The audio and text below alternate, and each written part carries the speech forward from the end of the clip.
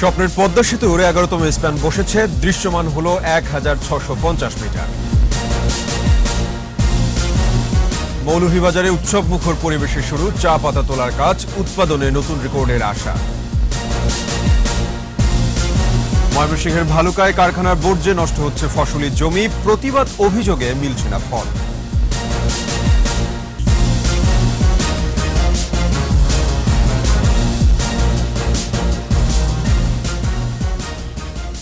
শুনছিলেন first security ইসলামী bank limited সংবাদ শিরোনাম। আমন্ত্রণ জানাচ্ছি 21 দেশের সংবাদে, সাথে আছে আমি সাব্বির আহমেদ।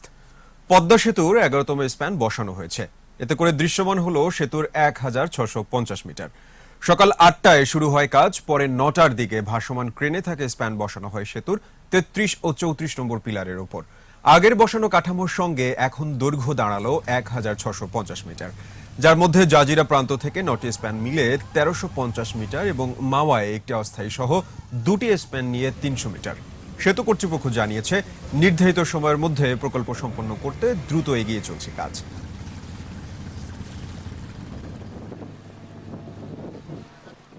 আমাদের স্বপ্নের পদ্মা সেতু এক কথায় এত ভালো লেগেছে যে বলিয়ে বোঝানো যাবে না। তো দেখে মনে হচ্ছে যে আরো একটু দেখতে পারলে ভালো হতো। পদ্মা সেতু আমাদের জন্য খুব একটা গৌরবের এবং অহংকারের বিষয়।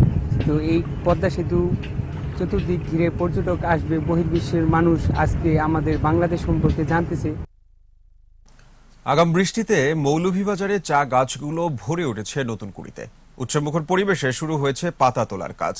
এবছর চা উৎপাদনে নতুন রেকর্ডের প্রত্যাশা করছে চা গবেষণা ইনস্টিটিউট।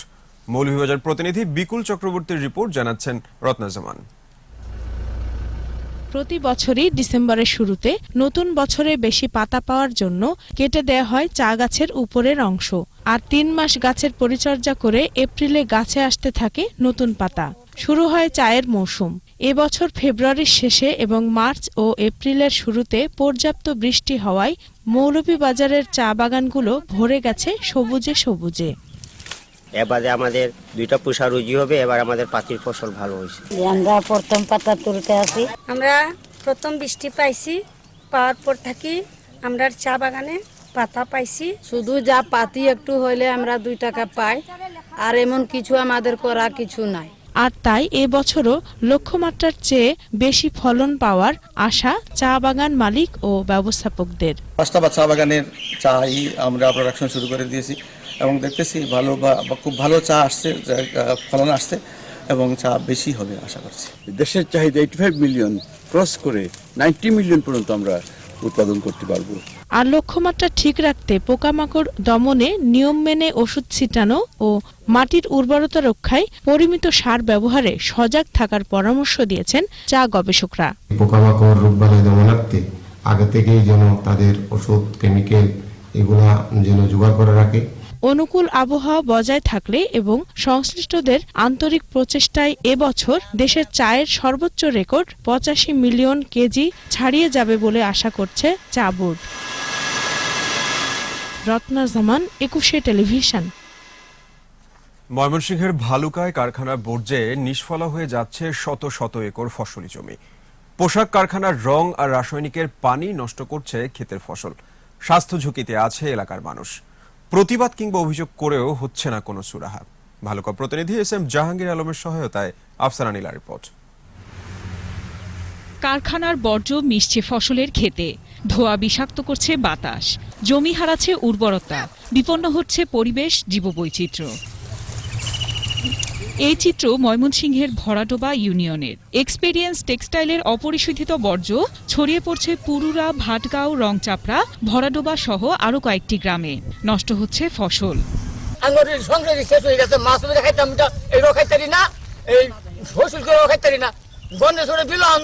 এই বিলের ঘাস পানি খেলে গরু মরে যা, হাঁস মরে যা। মানুষও ক্ষতি হয়েছে, আমার নিজেরই 70টা হাঁস মরছে। এরপরে যখন কচু ক্ষেত বর্তমানে নগদ পস্তাচ্ছে, কোনো পদক্ষেপ পাই না। প্রতিবাদ সভা, মানববন্ধন আর উপজেলা পরিষদ ঘেরাও কর্মসূচি করেছে এলাকার বাসিন্দারা। তারপরেও বন্ধ হয়নি অপরিশোধিত বর্জ্যের এই নির্গমন। আইনের কোনো তোয়াক্কাই করছে না কারখানা কর্তৃপক্ষ। বর্জ্য পরিশোধন প্ল্যান্ট ছাড়াই চালিয়ে যাচ্ছে কার্যক্রম। এ নিয়ে ক্যামেরার সামনে কথা বলতেও রাজি নয় মালিকপক্ষ। ম্যানেজমেন্টের সাথে আমি কথা না বলে আমি আপনার সাথে মিডিয়ার কথা বলছি। কৃষি বিভাগ ও পরিবেশ অধিদপ্তর বলছে কারখানা মালিকের বিরুদ্ধে ব্যবস্থা নেওয়া হবে। উপজেলা কৃষক স্থাপন ফরের জমিনে যে একটা প্রতিবেদন দেন এবং এই বিষয়ে প্রতিবেদনটা ঊর্ধ্বতন কর্তৃপক্ষ বরাবর প্রেরণ করে।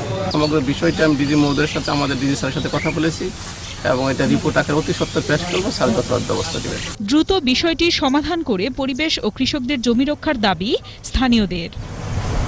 আফসানা নীলা, 21 টেলিভিশন। এবার সারা দেশের নানা খবর নিয়ে একটি ডেস্ক রিপোর্ট। জাতীয় পুষ্টি সপ্তাহ উপলক্ষে কুমিল্লা ও ঠাকুরগাঁওয়ে সংবাদকর্মীদের সাথে মতবিনিময় সভা। নুসরাতকে হত্যাকারীদের শাস্তির দাবিতে নাটোর, মাগুরা, গাইবান্ধা, খুলনা ও গোপালগঞ্জে মানববন্ধন। বাগেরহাটে কৃষক লীগ নেতার ওপর হামলার প্রতিবাদ ও শাস্তির দাবিতে মানববন্ধন। কৃষক লীগের সাংস্কৃতিক সম্পাদক দিনাজপুরের কাহারোলে মেলায় জুয়া বন্ধের দাবিতে মানববন্ধন করেছে স্থানীয়রা। চাঁদপুরে অসহায় ও দুস্থ মানুষের মাঝে রিকশা ও ভ্যান গাড়ি বিতরণ। গাইবান্ধার সুন্দরগঞ্জে যুব উন্নয়ন কর্মকর্তার দুর্নীতির বিরুদ্ধে মানববন্ধন ও বিক্ষোভ।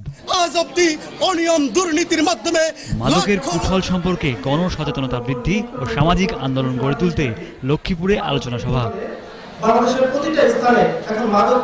শেরপুরে বাল্যবিয়ে এবং যৌতুক বিরোধী নারী ফুটবল খেলা ও শপথ গ্রহণ। Desk report, 21 television. এই সাথে শেষ করছে 21 দেশের সংবাদ। তবে যাবার আগে ফার্স্ট সিকিউরিটি ইসলামী ব্যাংক লিমিটেড সংবাদ শিরোনামগুলো জানিয়ে দিচ্ছে আর একবার।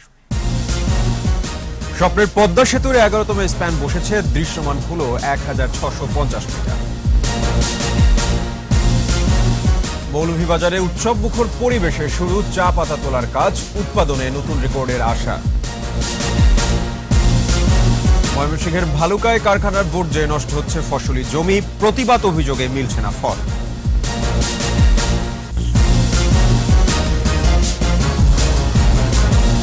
দর্শক, সর্বশেষ খবর জানতে ডায়াল করুন 2024 নম্বরে, আর ভিজিট করুন 21tv.com ওয়েবসাইটে।